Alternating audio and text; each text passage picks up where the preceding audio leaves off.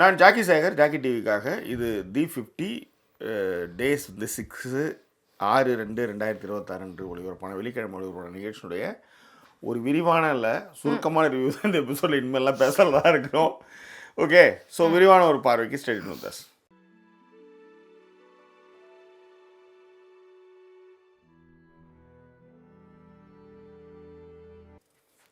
அதாவது ஒரு 3ஆவது நாளே தெரிஞ்சு போச்சு இது ஒரு மானங்கட்ட ஷோ அப்படின்ட்டு. ஏன்னா பட் எடுத்துட்டோம். இப்போ நம்ம என்ன பண்ணுறது, கம்ப்ளீட் பண்ணி ஆகணும். சரி, 10 பஜா கஸ்பரே இது மாதிரி ஏதாவது ஆயாகே கோயாகேன்னு ஏதோ ஒரு 4 வார்த்தையை கற்றுக்கலாம். அதனால் அதான் பயன். இதில் என்னென்னா, இது முடிஞ்சதுக்கப்புறம் இன்னொன்று ஏதோ ஒன்று காமிச்சதுன்னு பார்த்தா அது எம்டிவியில் ஏதோ ஒரு சீரீஸ் ஆகுது. அது வந்து என்னென்னா ஸ்பிளிட்ஸ்.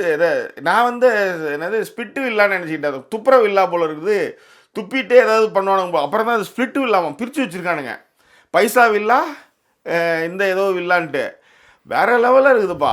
உண்மையிலே எக்ஸ்போர்ட் குவாலிட்டின்னு சொல்லுவாங்களா அந்த மாதிரி இருக்குது. பேசாமல் அந்த கருமத்தை பார்த்துனா கூட ஏதோ என்ன ரிவ்யூ பண்ண முடியும். அதுதான் அந்த ட்ரெஸ்ஸு காஸ்டியூமு அந்த அழுதுகிட்டே இருந்து பார்த்தியா.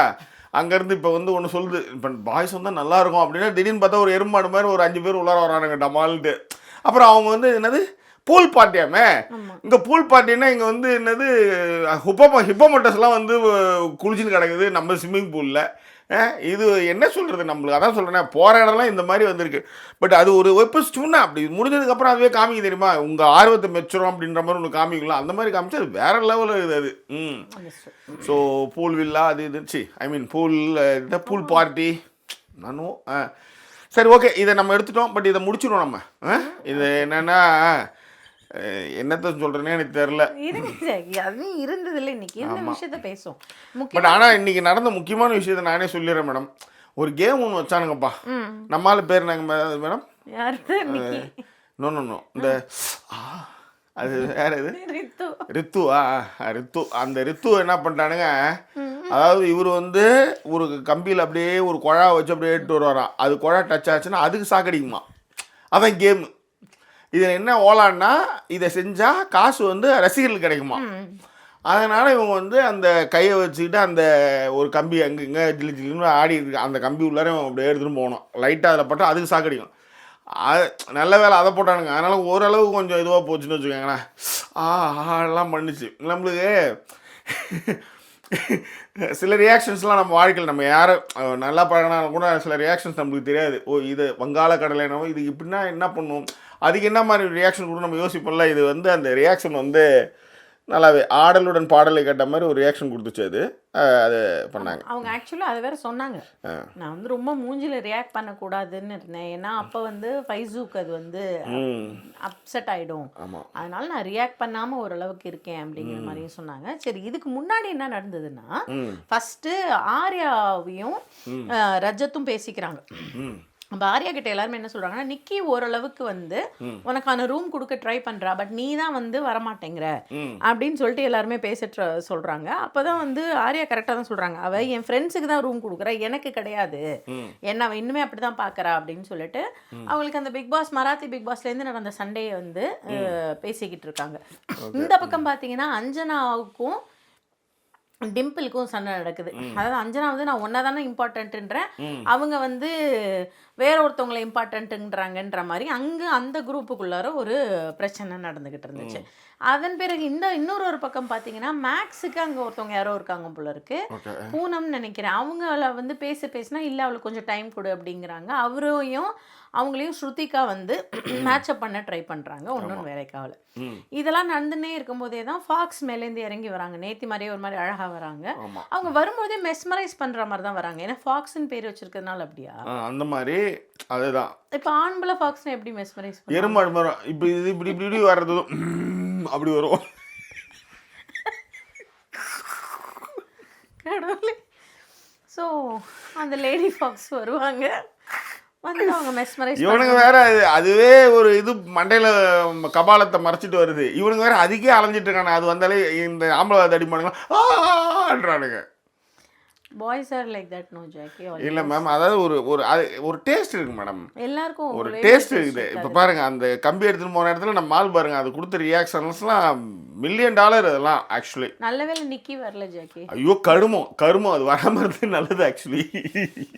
ஆக்சுவலாக என்னன்னா ஆர்யா தான் அங்கே போவாங்க. இங்கே ஆர்யாவோட ரியாக்ஷன் ஒரு மாதிரி, இந்த பெண்கள் எல்லாருமே ரொம்ப ரியாக்ட் பண்ணுறாங்கயா ஃபேஸில் ஒரு மாதிரி ரொம்ப. இல்லை எல்லாமே இந்த இப்போ வந்து அவன் வந்து உங்களை அடிக்கிறான் அப்படின்னு கத்துறது, இந்த ரியாக்ஷன் கொடுக்குறது. அதுக்கப்புறம் வந்து இப்போ வந்து உங்களை வந்து அப்படியே தொடும்போது உங்களுக்கு ரொம்ப அப்படி இல்லை, அது மாதிரி தான் பண்ணிச்சு அது.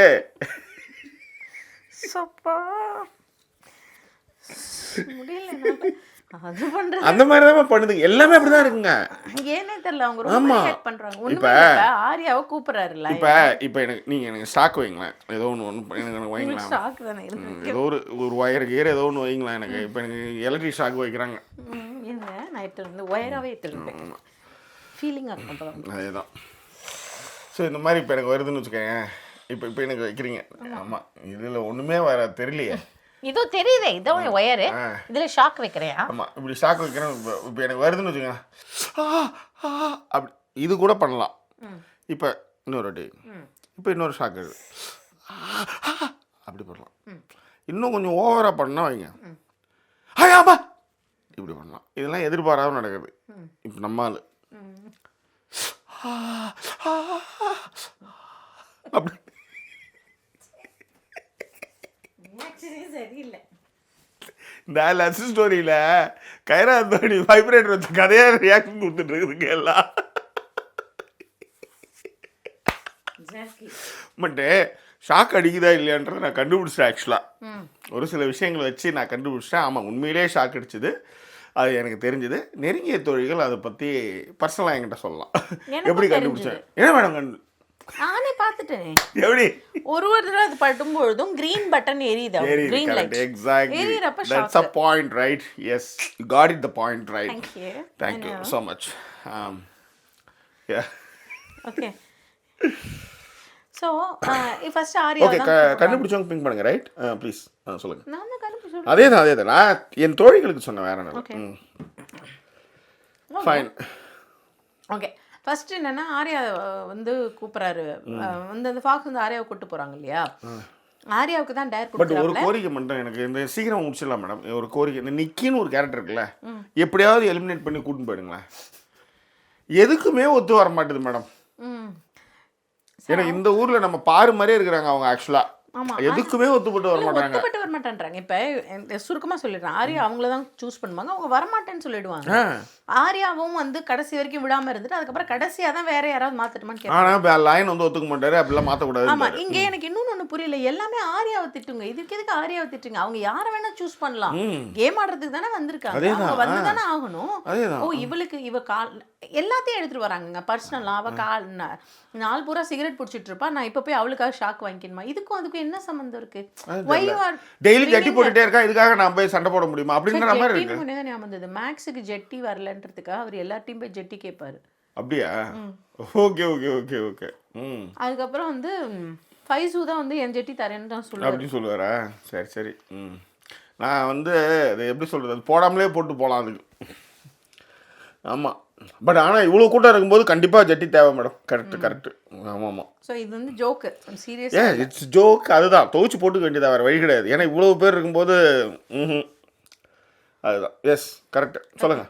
ஸோ இதுக்கப்புறம் வந்து அவங்க வரமாட்டேன்னு சொல்லிட்டாங்கல்ல, அப்புறம் திடீர்னு பார்த்தீங்கன்னா ஜெய்கி இன்னொரு எபிசோடில் அடுத்தது வந்து அந்த அலாம் கிளாக்கு தேடுற கேம். உடனே அதுக்கு சொல்லுவாங்க, நேற்று விளையாடினவங்களாம் இன்னைக்கு விளையாடாதீங்க. இது நியாயத்துக்கு நியாயம்தான்.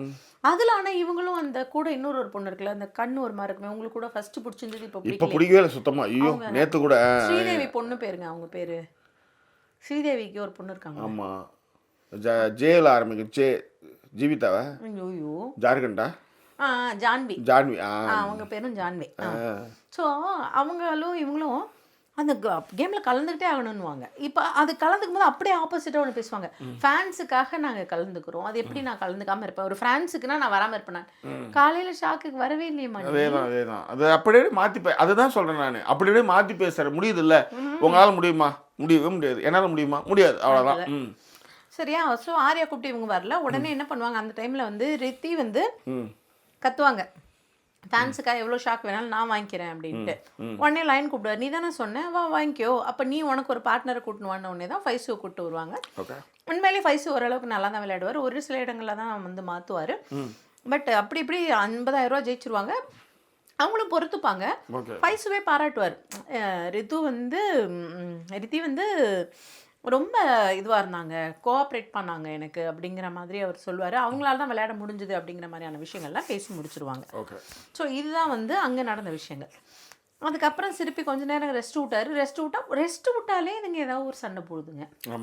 ரெஸ்ட்டுனா உடனே சண்டை, உடனே போய் அடிச்சுக்கிறது. இங்கே இது இந்த ஆர்யா கூப்பிட்றப்பவே வந்து நிக்கிக்கும் ரஜத் இல்லை ஷிவுக்கும் ஃபைட் வந்துடும்.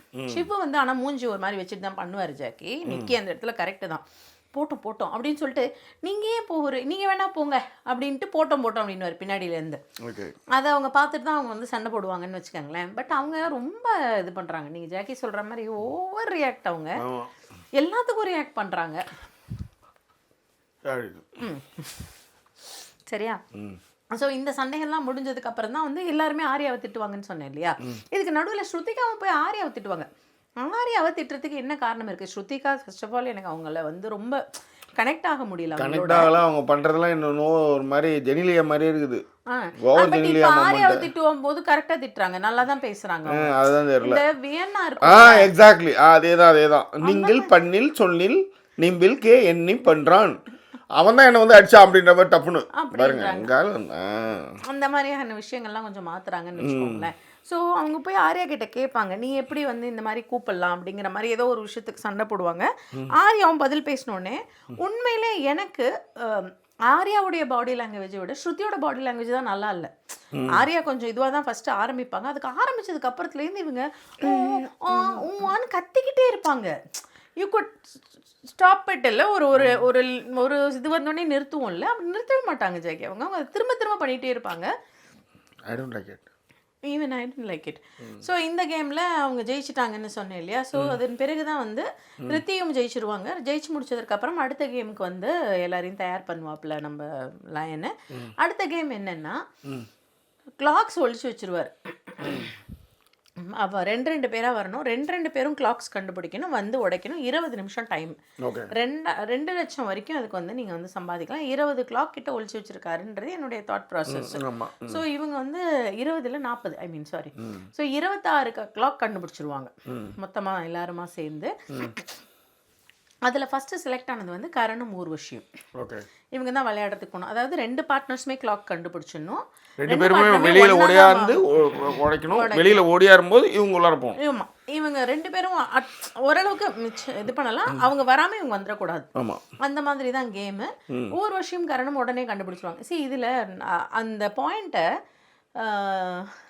ரஜத் சொல்லும்பொழுது தான் வந்து நமக்கு தோணும் என்னன்னா, முதல்ல போறவங்களுக்கு ரொம்ப ஈஸி ஜாக்கி, டக்குன்னு பார்க்கும்பொழுது கிடைச்சிரும்.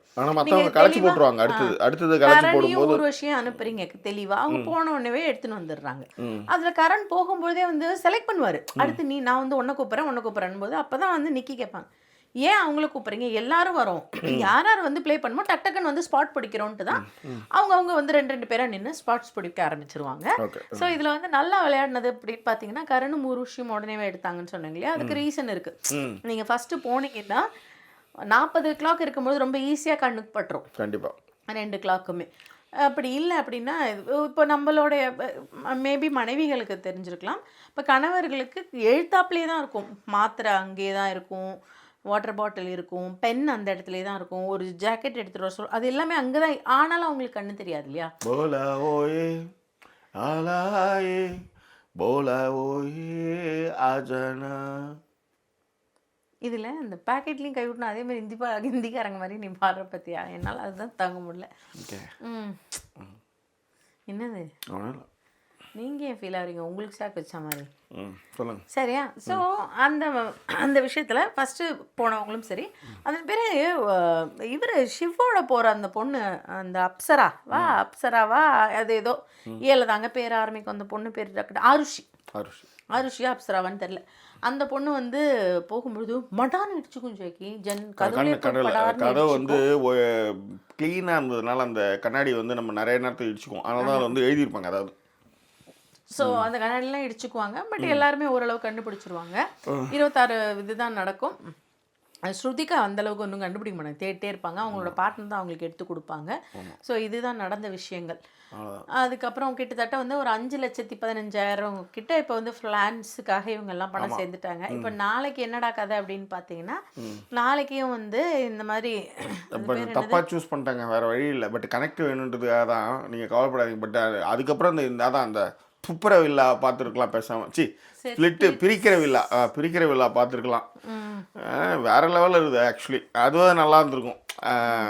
இப்போ இதுவே உங்களுக்கு இப்போ கேமாவது இருக்குது, நிறைய கேம் வச்சு பேசுகிறோம். அதில் ஒன்றும் நமக்கு புரியாதேன்னு பூலில் இருக்காங்களா? பூல் கேம்லாம் இருக்குது மேம் நம்ம அதில்.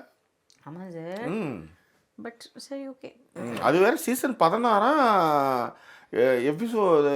ஆமாம், சீசன் 16வது சீசனில் எபிசோடு 15 18 பார்த்துட்டு இருந்தேன். பாருங்க. ஓகேவா? ஸோ இதுதான் நடந்த விஷயங்கள் இன்னைக்கு. ஸோ நாளைக்கான கேம் வந்து திருப்பியும் வந்து லைன் கொடுத்துருக்காப்புல. நாளைக்கான கேமில் ஏதோ ஒரு சின்ன விஷயம் என்னென்னா, அந்த கலர்ஸ் யாரோட கலர் எல்லாம் தெரிய போகுது பாருங்க அப்படின்னு சொல்லிட்டு ஒரு கூடைப்பந்து மாதிரி வச்சுருக்காங்க. அதில் ஒருத்தர் இன்னொரு சூஸ் பண்ணி விளையாடணும் போல இருக்கு. அதில் ஏதோ ஒரு 4-5 ஒரு 10-15 மாட்டுது. ஆமாம், ஏதோ அடிச்சுக்குது. என்ன சனி ஞாயிறுல அதனால கொஞ்சம் அதுக்கேற்ற மாதிரி ஆளுங்க பார்ப்பாங்கன்றதுனால அதுக்கேற்ற மாதிரி பண்ணுவாங்க. இந்த கரண்ட் ஸ்டாக்ல ஒரு விஷயம் பார்த்தீங்களா மேடம்? யார் கரண்ட் ஸ்டாக் வாங்குனது? இவங்க ரித்து தானே கரண்ட் ஸ்டாக் வாங்குறது. பொதுவாக இந்த கஞ்சா குடிக்கு என்ன பண்ணுவான், இப்படி போட்டுட்டு புகையை போட்டு பேசிட்டு போயிடுவான் தெரியுமா? அங்கேயே உட்காந்துருந்தேன் பார்த்தீங்களா அந்த கேமில்? ஆமாம், ஏன்னா அது அவரோட டென், அது லைனோட டென்குள்ளார தானே அவங்க வந்திருக்காங்க. ஓ அப்படியா? அவரோட ரூம். ஓ அவரோட ரூம் அது. சரி ஓகே. இப்படி ஒரு கதை மாதிரி. சரி ஓகே. இது லைனோட டென், அது லைனோட சீட் அது. சரி. அதனால தான் நான் லைனாக இருந்தால் ஆப்போசிட்டில் உட்காந்துருப்பேன். பின்னாடி உட்காந்துட்டாரு ஸ்ருதிக்கு. அது ரித்துவுக்கு பின்னாடி உட்காந்துட்டாரு. ரித்தி வந்து அவர் பக்கத்துலேயே உட்காந்து. ஆமாம், மேலே மடியில் உட்காந்து ட்ரை பண்ணுவோம். ஃபாக்ஸ் என்னையும் ஒரு ஃபாக்ஸ் நினச்சிக்கோ அப்படின்ற மாதிரி வந்து உட்காரும். பட் அவ்வளோதான், வேற ஒன்றும் பெரிய சுவாரஸ்யங்கள் இல்லை. அவ்வளோதான். ஸோ அதுதான் மேட்ரு. ஸோ வேற என்ன உங்கள் கருத்துக்களை பிரிண்டவங்க தெரியப்படுத்துங்க. தாமதமாக தான் வந்தது, எங்களுக்கு புரியுது, கொஞ்சம் நிறைய வேலை இருக்குது. பட் ஆனாலும் இதில் ஒன்றும் அவ்வளோ ஒர்த்து இல்லைனாலும் நம்ம கனெக்ட் ஆகணுன்றதுக்காக விஷயங்கள் பண்ணிட்டு இருக்கோம். அவங்களுக்கு நிறைய வேலைகள் இருக்குது. அடிக்கிறதுலாம் பிடிக்குது. சாக்கடிக்குது சொன்னா நீ நடந்து போனா. இந்த மாதிரி அருமையான பாடல்களை பார்க்க நீங்க வந்து சப்ஸ்கிரைப் பண்ணிக்கங்க. ஆமாம், ஓகேவா? மீண்டும் வேறொரு எபிசோடில் சந்திக்கலாம். அதுவரை உங்களிடமிருந்து விடைபெறுவது உங்கள் ஜாக்கி சேகர் மற்றும் வசு. Signing off.